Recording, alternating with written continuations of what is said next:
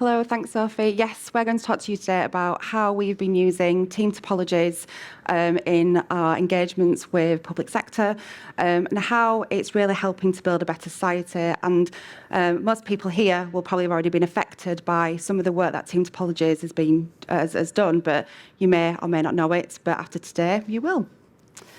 So we're not talking specifically about Team Topologies, so any of the kind of 4 topologies or going into any detail in and around it. Instead, what we're going to talk to you today is what Team Topologies is all about, which is flow. And more specifically, what we've learned about making flow work in large, complex, heavily regulated environments. So environments where there's lots of archaic infrastructure, lots of intertwined dependent services, and our experience in delivering with our clients on that. And some of the stories which you'll hear today will link directly to some of the genesis of Team Topologies itself, and Ben will cover that in a little bit more detail. And some of which was fundamental to the fight against COVID-19 and some other quite nasty health threats. And again, more on that later. But before we start, it's quite interesting to think what barriers people have or organisations potentially have around adapting fast flow practices. So it could be around money, tech, regulation, skills, inertia. It might be none of the above. And if it is none of the above, come find us afterwards. It'd be really great to hear some of your stories on that. But they're things which will probably resonate with people within this room. They definitely resonate with us and the clients that we work with. One of the things that we often find when we have conversations with organisations is that they all have this idea or this kind of underlying belief that they're an outlier. There's something there which makes them a little bit different to why they can't adopt a fast flow. So whether it's because they are different and they're regulated by different types of laws, whether it's because they have constraints around their organisations or cultural beliefs changes, we kind of tend to see that a lot.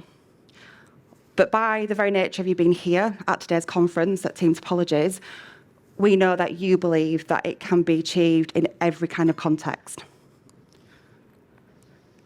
And we know that it can be achieved in every type of context. So we've worked a lot in healthcare, and we've implemented fast flow during the pandemic in a fairly extreme way. And if it's possible to go very fast in healthcare, it is possible to go extremely fast in other regulated environments.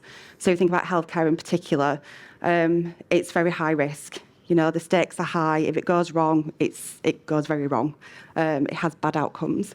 So it's great to kind of see the examples today that we'll give you of how that's helped to change. So what we hope to share with you today then in a nutshell, so the key things we've learned and the important factors for fast flow and any transformation, some techniques to help achieve that, and some interesting case studies that have made the difference. Thanks, Polly. So we are Axiologic. Well, we're from Axiologic. We're not Axiologic kind of per se. It is a tough word to say, so I've had to put my attempt at some kind of pidgin phonetics underneath there so that you can all learn the pronunciation. We did want to spell it with a C, but when we set the business up 6.5 years ago, we realised that every possible domain name in the world is gone. So that's why we've ended up with a K. But axiology does actually mean something. It's a term from philosophy that kind of brings together 3 philosophical concepts. So value, kind of ethics, and aesthetics. In a nutshell, it's about doing the right things and doing them in the right way. So as an organisation, we are positively opinionated about flow, and we like to work on programs that have a societal impact. So we specialize in shaping, designing, and delivering large-scale digital agendas, in particular in organizations who've got big aspirations and big hurdles to overcome. We've delivered in our 6.5 years some of the UK's most complex programs in recent times, and we'll go on to what some of those are later on in the presentation. But we do it kind of in 2 ways. So firstly is by helping organisations to focus on what really matters, and then by extension to not focus on the stuff that doesn't, and focusing relentlessly on improving flow. It's not a technical presentation today, but we are a technical organisation. We think there are kind of 14 key practices that are important to establishing high-performing tech teams. There's some kind of more stuff on our website if you kind of scan the QR code. That'll take you there. Look at us all being modern. And I know, yeah, we're on following trend Matthew's today best with the practice. rest of There we go. the talks. So I'm Ben Davison. I am one of the founders of Axiologic. By trade, I'm a program director, and also CIO. Some of the programs that we talked about today, I've had the fortune to either lead or play a major role in those, and also did some very interesting work historically around the human genome and high-performance computing. So come and ask me about that later. Very interesting stuff. So this is me and my gang. You can probably tell by the state of me that this photo is a few years ago, but it's not been possible to get Captain America and his arch nemesis in the same place kind of since. And I think the only reason that we can is that my wife is physically restraining my youngest. To my right is the award-winning Polly Price, voted as one of the rising stars across Yorkshire by the Lean in Leeds women's business community in Leeds. So Polly, would you like to introduce yourself? Hi, yes, I'm Polly.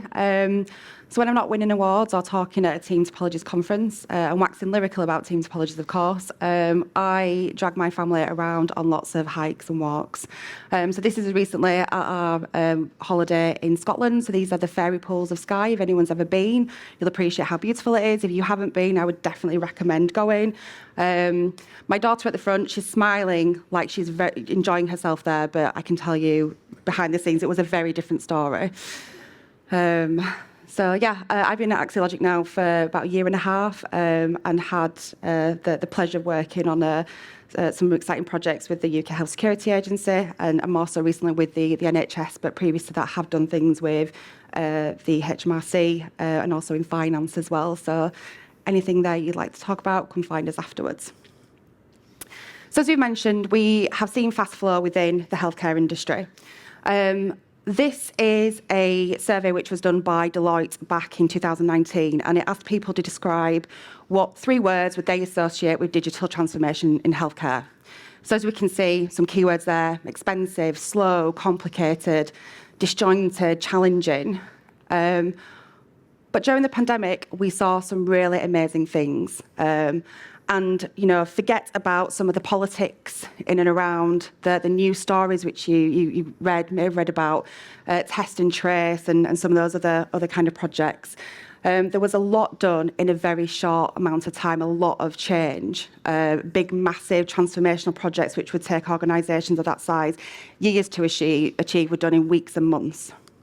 So, as an example, has anyone here ever used the 111 online? Yeah, I regularly use this as a self-confessed hypochondriac. Anytime I get a sniffle, I am straight on there looking at what symptoms I have, which tends to normally be a cold, but, you know, better to be safe than sorry. So the piece of infrastructure that sits underneath that is very complicated. It's the NHS pathways. So it's a clinical algorithm that looks at the symptoms that an individual has and helps guide them to the appropriate kind of care and pathway for them. So given what it's doing, so it's not just looking at a type of virus, it's looking at things like cancer, lots of very serious kind of health issues to sign people to where they need to go. So to iterate upon this, and the underlying kind of algorithm that's underneath the pathways, it used to take about 3 months. But during the pandemic and the respond and the need to change, so we think about the 5 p.m. Conferences that Boris Johnson used to lead. Sorry to give people, you know, kind of PTSD with that. But things were changing very rapidly as COVID was progressing. New symptoms were being new symptoms were coming out, people to, what to look for, what to triage. So that had to be accelerated. So that's a massive piece of work to get that down from 3 months to less than 24 hours. Another really cool delivery as part of kind of response to the pandemic was around creating a vaccine management booking system. So it took about 3 months to kind of get this up and running. And it may just look like a simple website, but there's lots of things that sit underneath this. So you think about population segmentation, who's actually eligible to receive a vaccine, cohort management to call and then recall people for vaccinations as well, third-party data captures, going to the National Booking Service, thinking about supply chain, where to direct people to, integration with regulatory services, and then integration back into care records. It's a massive piece of work to achieve something like this in such a small kind of time frame. And we can see here how that scales so rapidly over 9 months. So we've got some huge figures, some huge volumes going through using this platform and this service, which was all achieved by moving to fast flow. So why did so much stuff get done during COVID? And it's quite simple.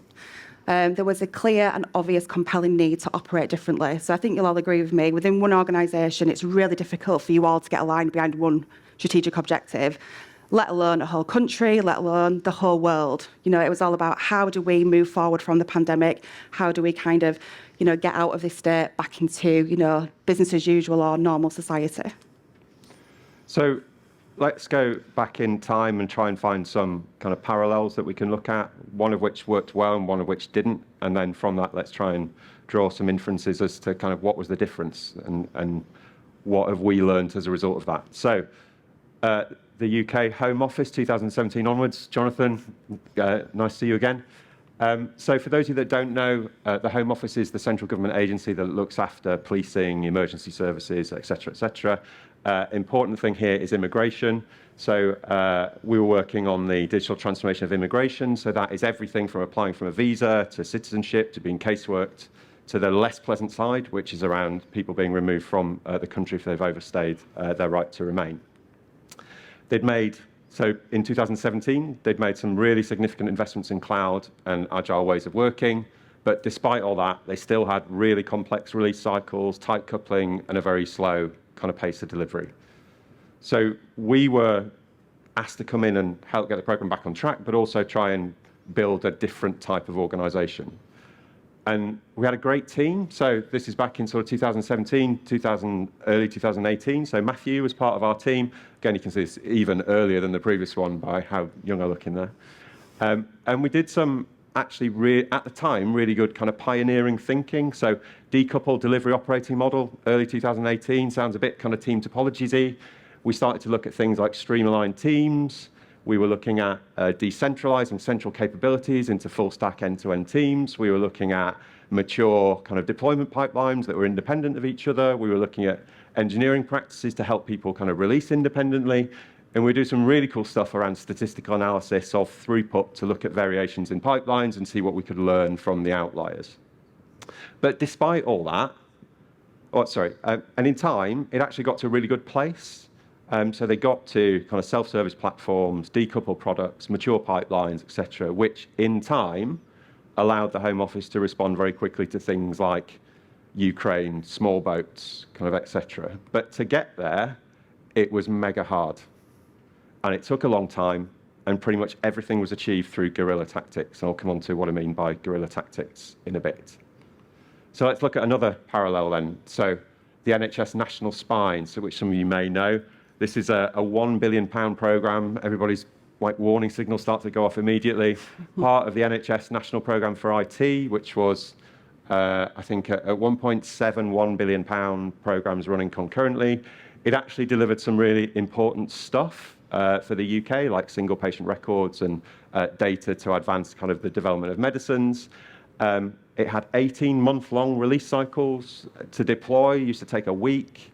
And no matter how much testing we did, it always broke. And it was just so big, so complex, that everybody ended up working evenings, weekends, bank holidays, and pretty much everybody burnt out after about a year. But it actually achieved some really amazing stuff in a relatively short period of time. So it went from, over a 3-year journey, an 18-month release cycle to a 6-month release cycle to a monthly release cycle. So why could they do that 10 years earlier when it was much harder at the Home Office, despite the Home Office having all the advantages around cloud, investments in agile, etc.? So what was the difference? Because at the Home Office, we hadn't really done a good enough job of establishing a case for change. and importantly, a case for change that was strong enough to overcome the sense of inertia in the organisation and to align everybody behind what we were trying to optimise for. So going back to the NHS National Spine, £1 billion project. At one point, it was £1 billion over budget, and BT Global Services was likely to go under unless it was kind of turned around. So what were they trying to do there? They were trying to reduce the cost. And at that point, every day costs about £500,000. And that's why they got down from 18 months to 6 months to 1 month, because time was important. So they needed to get it out sooner, and they needed it to break less when it got out.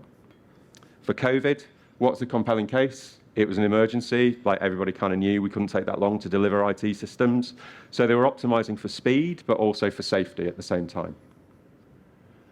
And I guess from a summary perspective, if you give people a compelling reason to work together and you give them a sense of purpose, then you find that some very hard things just become possible that weren't possible before. Now, this is Professor Jonathan Benger. I had the privilege of working with Jonathan during the pandemic. Jonathan is one of the 6 chief medical officers in the UK. He is a member of SAGE and NerveTag, so he was there with Patrick Vallance and Chris Whitty and others advising on what to do in COVID. At the same time, he was also flying about in helicopters as a member of the air ambulance. He was working in A&E in Bristol, whilst also being a consultant in emergency care, and also doing kind of research into kind of respiratory medicines. But significantly for this discussion, he was also the person in the NHS that was making the big decisions about IT systems. Now, in the NHS, the way, and his responsibility is also to make sure that IT systems are safe. Now, the way that that works in the NHS, the way it's always worked, is the clinicians slow stuff down. So if you can't release it, by extension, it's safe. So they would spend ages crawling all over everything, making sure that product couldn't go out, and it was all very, very slow. But Jonathan went on a kind of like a semi-religious epiphany kind of during COVID, where he realized that actually that wasn't going to work anymore. So he went from, we haven't got enough people, we can't scale this isn't going to work, to actually we need to stop worrying about the small stuff and focus on the big stuff, to actually, in the middle of the pandemic, Jonathan actually read Team Topologies and then started to talk about things like his engagement model, shifting left, building quality in, getting earlier, focusing on the really important stuff, which allowed COVID testing in the heat of the pandemic, so December at the end, to be releasing kind of twice a day. And that wouldn't have been possible without a really collaborative environment where people were really attacking problems and looking to overcome those hurdles. Now, 2 releases a day is pretty good for most organizations today, but when you consider this is a highly regulated, clinically safe kind of healthcare system with lots of legacy infrastructure, nothing like that had ever really been achieved in kind of healthcare before. But without the right sort of preconditions, so COVID, and clear alignment on what we were working towards, which is speed and safety, we wouldn't have got those technical investments that you saw on there. So nobody would have given us money to break a service apart into value streams and invest in zero downtime deployment. Jonathan and his team wouldn't have changed their ways of working, and we would have all just given up and just carried on doing what we were doing, which is kind of what happened at the Home Office, in a way. It was all a bit hard, so let's just carry on doing what we're doing. So even in the most difficult, most complicated, regulated environments, it's actually possible to improve flow and to improve it really significantly, but only if the will is there to do it. Holly. So there's lots of information around how you can do or achieve fast flow. So whether it be kind of continuous delivery or team topologies, there's lots of literature, lots of different kind of guilds or practices which you can kind of consume information from. And it hasn't, none of this stuff is kind of revolutionary or new. You know, continuous delivery, I think it's about 10 years old now, and it's still pretty much the benchmark. So there's lots of things in and around it. But what the most important factor is getting people in the right place to want to do it. So we all know what to do, but it's we want to do it. So how do we do it doesn't really seem to be the issue. But the example that we've given here, so thinking about, you know, the pandemic, and they're not very typical of your everyday kind of situations. So how do you get organisations in the right place when it is more business as usual? So in our experience, getting organisations to perform better isn't about telling them the best practices that they need to adopt. Similarly, it's not just doing a big life cycle transformation program, as they very, very rarely succeed either. So things like, running a big, agile, safe transformation program, and, calling a job role now a release train engineer, it doesn't actually solve the problem. You're still going to get those cultural issues. You're still going to get those behavioural issues. It's not going to be what you need to be able to drive that change. It'll just be that the problems and the issues are just called something different. So it's about overcoming that inertia. And as Ben mentioned previously at the Home Office and even to the keynote speech that was given this morning by Suzanne as well, inertia seems to be the big barrier to overcoming and enacting kind of fast flow. So we have got a little bit of a formula for you. So what we kind of think as our formula is that if you establish a pressure to change, align everyone's interests around it, and get interested stakeholders together, but you support that with meaningful, actionable data, it allows you to do the catalyst for change. So a lot of organisations now are using DORA metrics, but they typically aren't enough to kind of spearhead that change. So for an organisation where you are looking at, kind of failure time or mean time to recovery, in an organisation, if you're a CEO, that sounds like an IT problem that IT need to solve. So how do you put that in terms which then resonate with the right people across the organisation to help kind of bring people together? So if organisations are too slow or it's too hard or too costly, what you can do is start to think about value stream mapping, work out how much time is spent waiting, so like rework, flow efficiency, that kind of thing, and then express the problem in a term that matters, which is always money.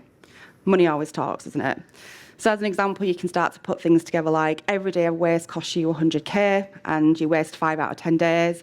Or you could have got that product to market 3 months earlier at half the price. So what's that cost of delay? What are the competitors doing in that space? So again, thinking back to this morning around, Blockbusters, Toys R Us, those types of organisations. It's a competitive market out there today for everything. Even, when we talk about, public sector, you have to get things out there quickly and promote that as much as possible. But if the problem's not that, and if the problem's around the quality of the service that you provide to your customers, you still have to find a way to kind of translate that into business terms that kind of really matter to people and create that compulsion for change. So we're just going to kind of illustrate that with some work that we've been doing with a Fortune 500 company. You'll see GSF mentioned there quite a lot. Just for that, just read severity, kind of 1 or 2 production issues. So these are kind of like big outages. So 96% of outages are first reported by customers. Not great. 395 hours of downtime all caused by broken changes, 7 changes, 100% of them failed, 395 hours of downtime, 157 hours on average to resolve a severity kind of 1 or 2. So these are kind of pretty kind of impactful in themselves, but when you start to translate this into things like lost license revenue, kind of net promoter score dips, etc., then people suddenly start to kind of pay attention to these things, which you wouldn't get by trying to engage a CEO with cycle time or deployment frequency. They literally don't care. So once you've mandated a case for change, you've got to get the stakeholders together and you've got to attack the problem space. And if you don't get everybody together, you just end up shifting the problem around. So again, from the same company, don't worry about the graph being complicated. Just look at the black line and look at the peaks. So year 1 in January, in January every year, this product melts down. So there you go, year 1 broke, year 2 it broke, year 3, despite significantly higher volumes, it sailed through. What was the difference? Just 1 additional set of stakeholders in the room that hadn't been in the room before. Importantly, those are the stakeholders that had the money, but you can't really achieve stuff if you haven't got all the right people there. And once you got everybody together, you've got to give them some data to help them understand what's really going on. And for that, kind of nothing beats kind of objective data that people can't kind of dispute. But you can't just focus people on one parameter. So if you're telling people that the problem is speed and you tell them just to focus on cycle time, again, if you release more quickly but you break stuff a lot more and you start to impact your kind of customer service, you're just shifting the problem around. So you've got to give people a broad set of data so that they can attack the problem holistically. And there's an ancillary benefit of that. If you give people a broad set of data, then you're actually encouraging them to take accountability for all their outcomes, not just the one that you're trying to optimize for, but by giving them the data, they have to take ownership of it all. And that accountability is a great motivator and one of the preconditions for really establishing systematic, continuous improvement in the organisation, which, from a fast flow perspective, is what we're really trying to achieve. Here's some examples of where we've done that with customers. I won't go through that. So Team Topologies is a really important and powerful framework for teams to help understand their interactions and how they can improve them. And we used it a lot in COVID testing. So this is something from kind of early on in the pandemic where we were working with clinical teams and others to try and say, how do we make this faster and better? But it needs the stimulus, Team Topologies, it needs the stimulus to bring people together, that compulsion for change. And it also needs data to help people understand where the problems really are. So if you bring stakeholders together and align them around a shared outcome, give them some actionable information, then change is naturally going to happen, even if it's really hard stuff, like embedding clinical risk management and regulatory compliance into kind of fast flow. The thing that you can influence is the speed. And all of us here today are change catalysts. That's kind of why we've come to this kind of conference. So we've got a responsibility to try and speed up the pace of change. And coming back to the Home Office, and the guerrilla tactics, we achieved a lot here with tech talks, engineering guilds, etc., bringing people together who typically didn't speak, getting them enthused about technology, getting them to talk about common problems that they had in everyday life, ultimately resulted in small boats and Ukraine and so on. But it took a long time to achieve those things without the top-down organisational sponsorship. So, Polly. Yeah, so winding forward to the present day, how is this all going to make a difference to public services right now? So the UK HSA was formed in 2021 to protect the UK from global health threats. So it was born amidst the pandemic. And it was an amalgamation of Public Health England and Test and Trace. And its key responsibility is to build strategic health protection capabilities for the UK.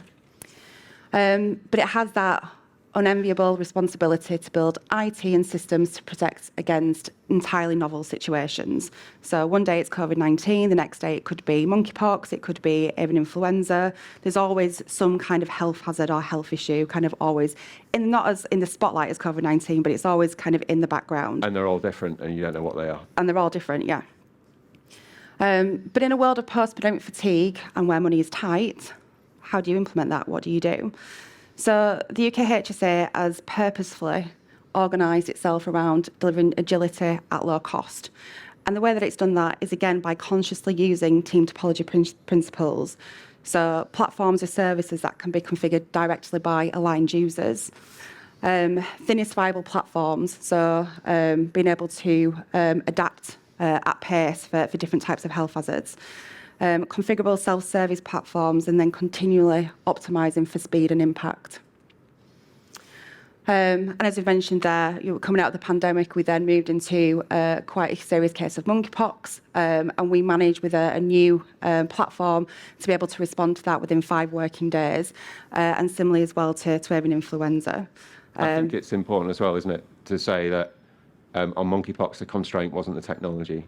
Yeah, that's right. So we could have done that faster, but it wasn't on technology. It was around the business kind of aligning itself in and around our kind of speed to be able to change. I think it was quite novel.